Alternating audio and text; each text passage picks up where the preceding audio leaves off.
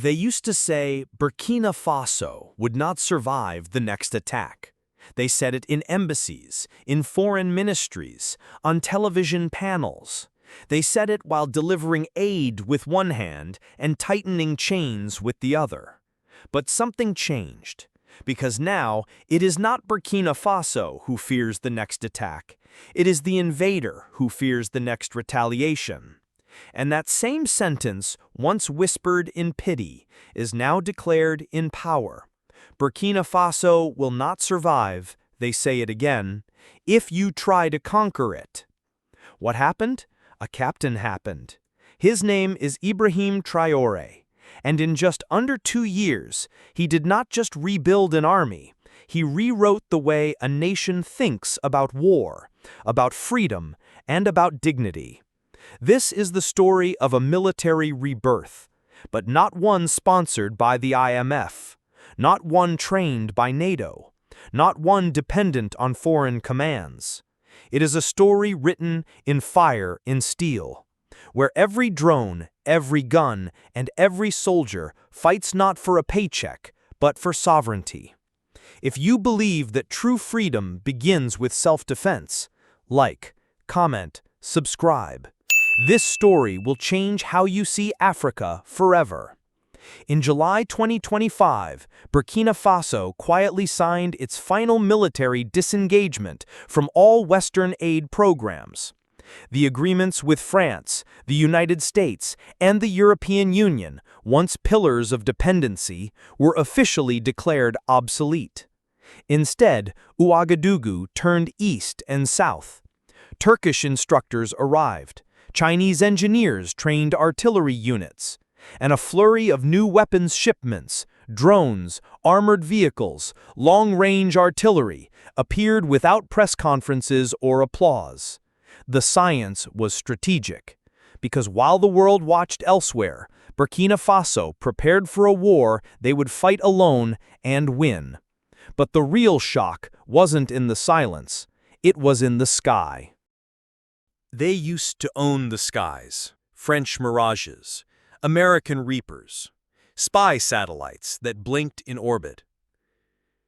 In the old world, West African airspace was just another playground for foreign power projection. The skies above Ouagadougou, Timbuktu, Gao, were watched, scanned, and, when convenient, bombed from distant command centers. Burkina Faso had no say. It had no wings. Until the silence was broken. Until something began to circle high above the Sahel, something that did not belong to the Pentagon or to Paris. Something called Akina. There are no press releases about the Akina. No TV shots of it being paraded in military ceremonies. It is not meant to be seen. It is meant to see everything. The Burkinabe call it the eagle that never sleeps. Others call it death from the sky. Unlike traditional drones, the Akina operates at a terrifying altitude. It looms, invisible to the naked eye, yet sees heat signatures through sandstorms. Its wings do not roar, they whisper. Its sensors never blink. And when it strikes, the target does not hear the launch, only the explosion. Akina does not seek headlines. It seeks targets, and it finds them. It tracks convoy movements through the Tapoa forests. It follows foot patrols of jihadist cells through the cliffs of Djibo. It scans the nighttime heat of motorbikes moving across the eastern border. Then it strikes. Guided missiles that leave no crater too wide, no question too long, only confirmation. The Akina changed the war. But it did not fight it alone. Closer to the ground, lower, faster, deadlier, became its younger brother, by Rektar TB2. The world first learned of the TB2 in Syria, then in Libya, then in Ukraine. Each time it was the same. A small, unassuming drone launched quietly from a truck or runway. A blip on the radar. Then sudden destruction. Burkina Faso studied that pattern carefully and then adopted it ruthlessly. Deployed to the Sahel's most dangerous zones, the TB2 became a ghost executioner. Its primary mission, hunt and erase. Insurgent camps, gone. Weapons convoys, incinerated mid-movement. Hidden leadership meetings in remote villages, vaporized in seconds. What makes the TB2 so terrifying is not its size or payload, it is its timing. It watches, it waits, it closes in. Then, at the precise second the enemy thinks they are safe, it fires a precision-guided missile and vanishes back into the desert sky. There are no warnings, no escape, no bravado left among the enemy ranks. Once jihadists celebrated in captured towns. Now they flee when skies are clear. Because a blue sky in Burkina Faso no longer means safety. It means you are exposed. The TB2 and Akina now fly in synchronized pattern. One from the heavens, the other from the hunt zone. One feeds intelligence to the other. One identifies. One strikes. Sometimes both strike.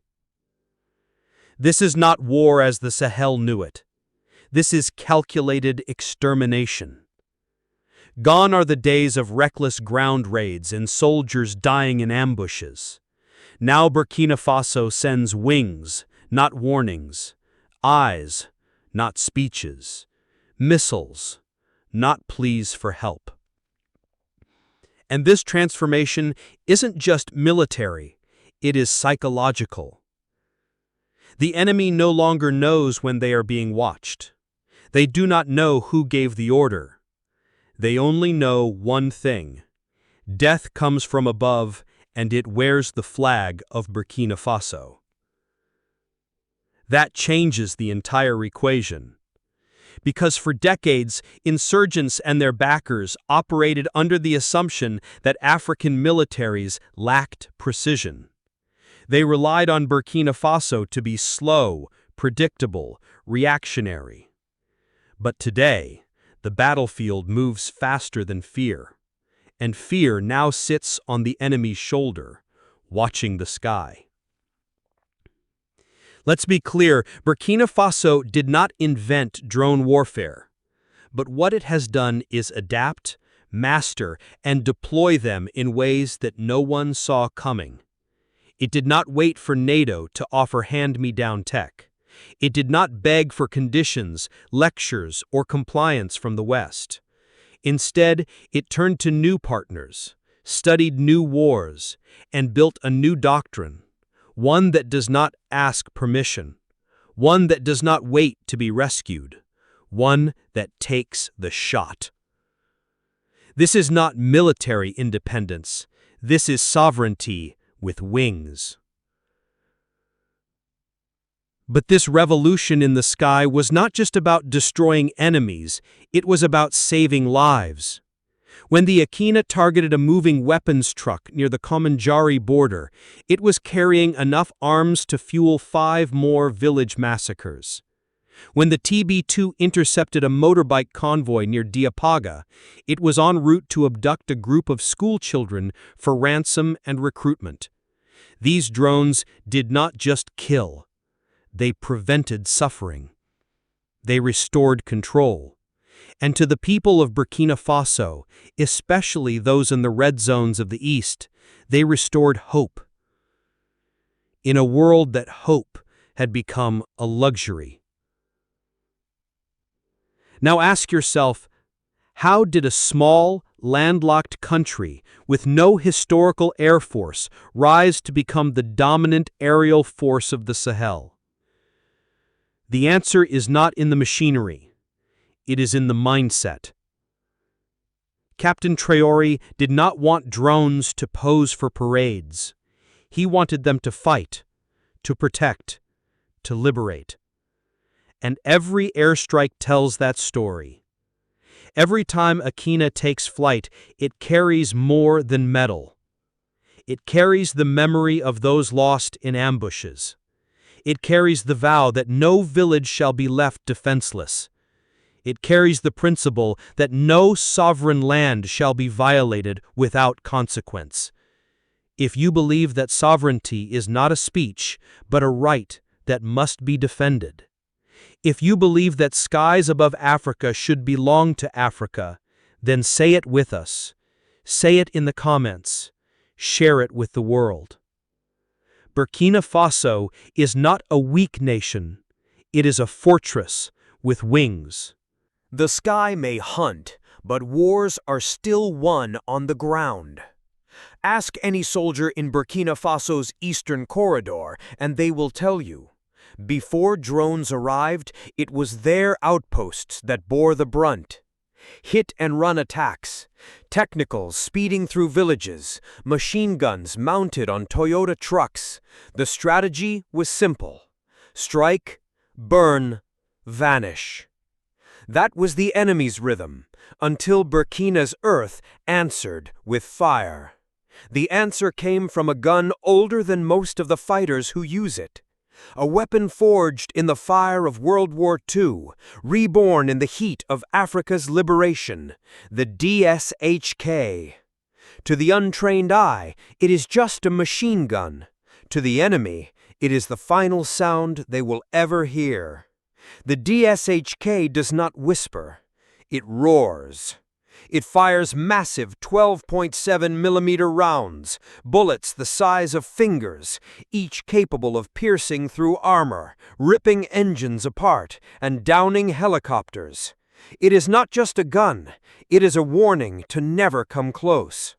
Stationed atop Burkina Faso's watchtowers, bolted to armored vehicles, and hidden in the thickets of frontline outposts, the DSHK creates a wall of steel no insurgent can cross.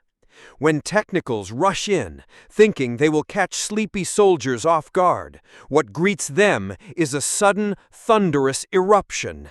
And in seconds, their advantage, speed, becomes a funeral procession. They burn.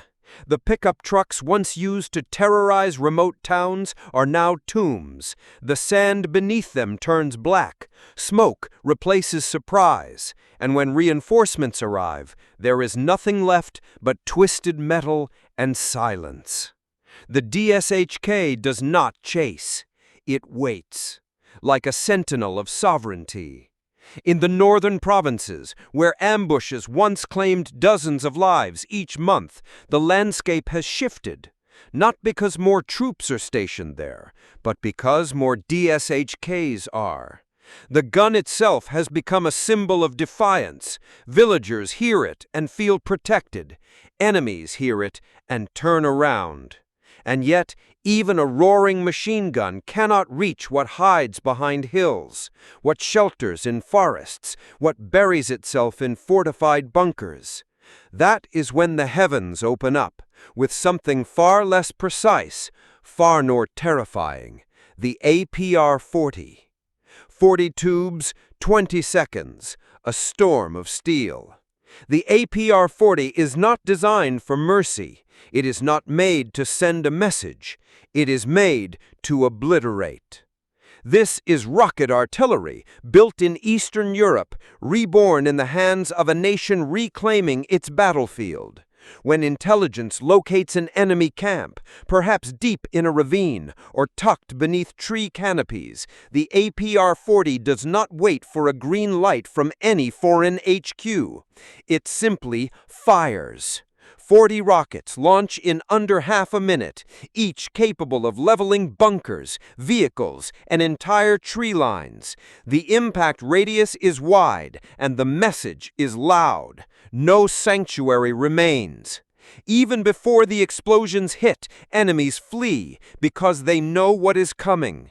They have heard it before, in Angola, in Mozambique, in the Congo, and now in Burkina Faso. The APR-40's true power is psychological. It punishes not just flesh, but morale. One survivor, a captured insurgent, reportedly said, "When we hear that sound, we run. We don't even look back, we just run." These weapons, DSHK on the front lines, APR-40 in the rear, create a 1-2 punch that has changed the war's tempo. Insurgents once danced around Burkina Faso's military, dictating where and when to fight. Now they hide, they wait, they pray. But what they do not understand is that this transformation is not just tactical, it is existential. Every gun that fires from a Burkinabe hand, every rocket that roars across the Sahel sky is not just a tool, it is a declaration that this land will not be pillaged, that this people will not be humiliated, that this nation will not be controlled by fear. Because for too long, Burkina Faso was forced to fight wars without teeth. Old rifles, no armor, little intelligence, troops sent into ambushes with barely enough ammunition. And when they asked for support, they received lectures, but no more. Now, when insurgents move, they are tracked. When they strike, they are hit harder. And when they flee, they are buried. This is not escalation. This is restoration.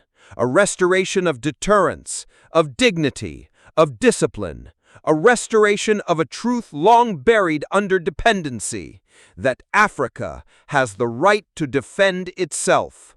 If America can fire Hellfire missiles from Nevada into Syria, if France can deploy Mirage jets to bomb Libya from the Mediterranean, then surely Burkina Faso can protect its own people on its own soil with its own weapons. And it does. Through the fire of DSHKs, through the thunder of APR-40s, through soldiers who no longer wait for foreign permission to act. Because sovereignty is not a slogan. It is the sound of steel cracking through desert air. It is the hum of rockets being loaded at dawn. It is the silence after the enemy has been erased. If you believe that silence matters, if you believe that self-defense is the foundation of freedom, then let your voice join ours. Comment below. Tell the world what you see. Because Burkina Faso is not begging for peace, it is enforcing it. And yet, for all the thunder raining down, this war is not won by fire alone. Because the true weapon of Burkina Faso is not fixed in place. It moves. It breathes through armor. It strikes in streets, deserts, and borders. It's not just about firepower anymore. It's about mobility with purpose. In Part 2, we enter the iron heart of the revolution, where VP-11s crash through barricades, where WMA 301s fire justice into hills, where the mysterious Ader Yalan ghosts across borders unseen. And then comes the twist, the fear no one dares admit. Like, comment, subscribe, and join us in the next chapter where fire begins to walk.